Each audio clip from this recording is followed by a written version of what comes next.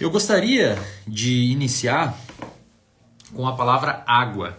Se você está aí na sua casa de alguma forma e tem algum bloco ou alguma coisa aí para você fazer algumas anotações, você pode escrever agora, se assim desejar, a palavra água. E eu gostaria que você escrevesse, na realidade, o nome, uma pequena frase escrito "Isto é água", tá? Quando eu estava na graduação, quando eu comecei a querer estudar, muitas pessoas me perguntam, né, Edwin, como é que você consegue estudar, cara? Da onde você tira essa motivação para estudar? Da onde você tira a vontade de ler vários e vários e vários livros? Da onde você tira a vontade de ler vários e vários artigos? Você estuda vários itens diferentes. Ano passado eu te acompanhava, você estava falando mais sobre dopamina. Hoje eu te acompanho, você fala mais sobre ambiente, sobre cultura, sobre controle de comportamento. Está indo mais para uma parte de negócios. Eu vejo que você está sempre se atualizando e eu quero entender como que você... da onde que veio essa motivação para estudar, né? Você pode eventualmente entrar na internet aí e colocar no Google ou em qualquer outra plataforma de pesquisa hacks para estudar, hacks para organizar a minha motivação, hacks para eventualmente você até vai encontrar eu falando de algumas coisas relacionadas a isso. Só que quando você começa a estudar um pouco mais comportamento animal, incluindo humano, você começa a se deparar com umas outras questões, tá? De ordem pano de fundo. Eu gosto de falar essa palavra pano de fundo porque ela traz a ideia de um eixo Z. Quem aí já teve que interpretar um gráfico de eixo Z? Eu lembro que quando eu estava no mestrado eu tive que interpretar um gráfico de eixo Z e eu acho que eu fiquei umas 3 noites sem dormir porque eu não conseguia interpretar o gráfico de eixo Z.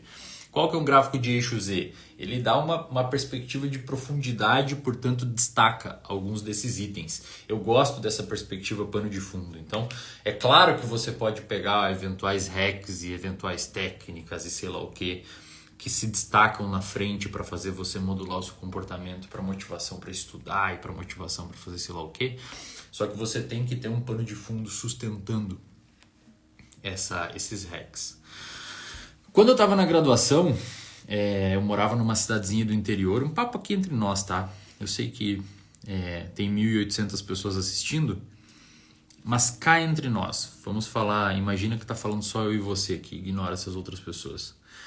Quando eu estava na graduação, o pessoal do RD fala que quando eu vou dar aula lá no RD parece que eu tô falando com você como um amigo. E é de verdade, eu tenho meu estúdio de gravação aqui, ó, vou mostrar para vocês. Aqui é que eu gravo o RD, ó. Eu boto a câmera aqui e aí eu gravo o RD sentadinho aqui, ó. E quando eu vou gravar o RD, eu imagino que tem alguém sentado naquela poltrona ali, ó.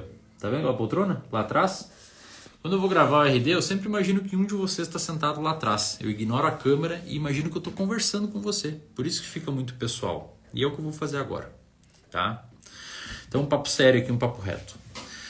Quando eu estava na graduação, lá pelo ano de 2015, talvez, 2016, eu li um texto que mudou a minha vida para sempre, tá? Ele é um texto extremamente depressivo, extremamente pessimista e extremamente agressivo. Mas não agressivo do ponto de vista pejorativo, de xingar você, mas agressivo do ponto de vista de deformar o que era o curso natural da minha existência e o que era o curso natural do meu pensamento. Esse texto é a transcrição de um discurso de formatura de 2005 para uma turma, se eu não me engano, da Universidade da Pensilvânia. Vocês sabem que lá é comum isso, né? Em formaturas de grandes universidades e turmas, eles chamam normalmente alguns escritores, alguns intelectuais, alguns empresários para dar Bill Gates, Steve Jobs, se você for ver, Jim Carrey, tem vários tipos de palestras que essas pessoas deram para diferentes turmas em diferentes instituições, Harvard, Stanford, etc. Universidade de Nova York. Então o cara vai lá e dá uma aula sobre um determinado tema ou uma lição para aquelas pessoas que estavam se formando ali. É como se fosse uma carta, né, para aquelas pessoas em forma de discurso. Tem um cara chamado David Foster Wallace. ele tirou a própria vida. Um tempo depois, se eu não me engano, um tempo depois desse evento. Ele era um sujeito bastante deprimido, mas um grande intelectual, um grande escritor. E ele escreveu um artigo que se transformou, né, foi um discurso de formatura que se transformou num artigo chamado Isto é Água. Esse é o nome do texto. Isto é Água. Isto é Água é um texto que eu li na minha graduação. Eu lembro nessa época que eu estava estudando bastante filosofia e eu estava lendo muito Rousseau. Quem aí já leu Rousseau? Rousseau é um cara sensacional para você ler se você quer entender sobre você encontrar o que você gosta de fazer e aprimorar isso como objeto de excelência para o futuro. Eu gostava de ler bastante filosofia. Quando eu estava lendo Rousseau nessa época, meio que umas crises existenciais, não sabia para que lado eu ia, eu estava na faculdade e eu não tinha muita crença no processo, achava que psicologia era balela, que isso não ia vingar, que eu não conseguia acreditar que aquilo que eu estava aprendendo ia funcionar com algum paciente, porque eu não estava aprendendo psicologia, né? Estava aprendendo história, sei lá, política, pedagogia talvez. E eu comecei a pesquisar alguns temas paralelos na tentativa de diluir a minha insatisfação com a minha vida e com o meu curso. E além de me ludibriar com maços de cigarro e garrafas de cerveja todo dia, eu tentava refinar essa dor dentro de textos e de filosofia. E eu caí nesse texto desse cara, certa vez, me chamou a atenção o título, chamado Isto é Água. O texto começa de uma forma bastante interessante. Ele fala mais ou menos assim: imagina que tem 2 peixes nadando num aquário e... Não, são 3 peixes nadando num aquário, 2 estão nadando junto e um outro peixe vem por aqui. E os peixes se encontram dentro desse aquário. Um desses peixes fala para os outros 2: e aí, pessoal, tudo bem? Como está a água? Os outros 2 peixes cumprimentam aquele peixe, continuam nadando, um olha para o outro e fala: água? O que é água? O autor, em cima disso, começa um longo e extenso texto mostrando que, basicamente, explicando para aquela turma de graduação no momento ali, que muitas vezes a gente é como aqueles 2 peixes. Estavam imersos dentro de um aquário com água e não sabiam o que era água.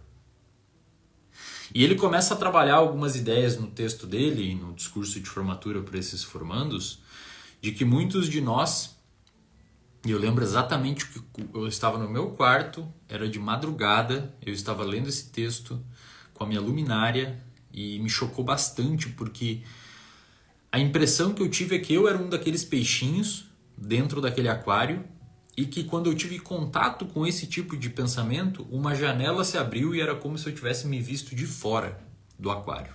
Era como se eu estivesse me vendo nadando lá dentro do aquário. Ou seja, uma metavisão. Eu me vi de fora de mim. Claro que não no sentido alucinatório, né, e de rompimento com a realidade. Não estava alucinando e nem dando uma psicose, pelo menos eu acho que não. Mas eu me percebi que eu não sabia o que era água. Eu não sabia que eu estava imerso dentro de um sistema e dentro de uma cultura aonde eu não conseguia sentir o peso daquilo tocando em mim. E foi aí que eu comecei a me atentar que eu estava dentro de um aquário e que era um aquário sujo, que era um aquário ruim, que era um aquário que não me permitia enxergar 1 centímetro na frente dos meus olhos. Porque eu estava numa rotina merda, porque eu bebia, porque eu fumava maconha, porque eu reclamava de todo mundo. Essa era a minha vida. Fumar maconha, reclamar das pessoas, culpar os outros e não conseguia cruzar 3 quadras da cidade sem ficar ofegante porque eu tinha um sobrepeso e a culpa era do mundo. Então, em algum momento eu percebi que na realidade eu estava envolto em um ambiente, na época eu não tinha noção da modulação do poder do ambiente modulando nosso comportamento, mas de alguma forma eu tentei tirar minha cabeça para fora desse aquário e respirar um pouco, um ar de sobriedade. Foi nessa época que eu decidi tatuar essa lótus, né? Lótus é uma flor que normalmente nasce em lugares pantanosos e obscuros, lugares feios, e mesmo naquele ambiente onde a lótus nasce, ela consegue florescer a sua mais bela, o seu mais belo desabrochar. Então eu resolvi tatuar essa lótus porque eu pensei, cara, eu tô nesse ambiente aqui onde as pessoas têm pouca ambição, onde as pessoas são atrasadas no sentido acadêmico, de não procurar novas fontes e estudar e expandir o conhecimento e querer alavancar e querer ganhar dinheiro e querer ser bom. Eu já ouvi várias vezes de professores que eu nunca ia conseguir ganhar dinheiro na minha vida porque eu entrei na psicologia. Na verdade, eles me falavam que para ganhar dinheiro eu tinha que ir para o RH. Essa era, normalmente, como aluno de psicologia, provavelmente você já ouviu isso, que só o RH ganha dinheiro, o psicólogo clínico não ganha dinheiro. Então, eu decidi marcar na minha pele. Todas as minhas tatuagens têm significado. Vocês me perguntam nos stories, eu não conto porque provavelmente você não quer saber, né, meu? Se um dia você realmente quiser saber, eu te conto. Mas todas elas têm significado porque eu faço questão de marcar na minha pele quando eu tenho algum momento de transição importante na minha vida, como esses abrir, parece que abre uma janela, sabe, para uma nova oportunidade. Então, isso é água. Isso é água. Então, você que está aí tem que se perceber que você está nadando dentro de um tanquinho. E você tem que entender que tem água em volta de você. E é essa água que permite você nadar. Se essa água estiver muito suja, se essa água estiver muito poluída, se essa água estiver muito tóxica, eventualmente você pode nadar menos. Eventualmente você pode ser um peixe que virá a não conseguir exercer todo o seu potencial natatório. Certo? Então, não seja como os dois peixinhos de olham um pro outro e falam, que água. Sabe? Aquela aula 027, a famosa aula 27 do reservatório de dopamina, chamada A Sociedade Emburrece a Concorrência. A sociedade é a água, que muitas vezes você está imerso e não consegue perceber. Você acha que, como diz o Foster Wallace no texto dele, você acha que a vida vai ser tranquila, você acha que a vida vai ser beleza, você acha que a vida vai ser ok, mas na realidade você não consegue imaginar o quão pesado é você ter uma rotina e você vai tentar fugir dela desesperadamente a qualquer instante.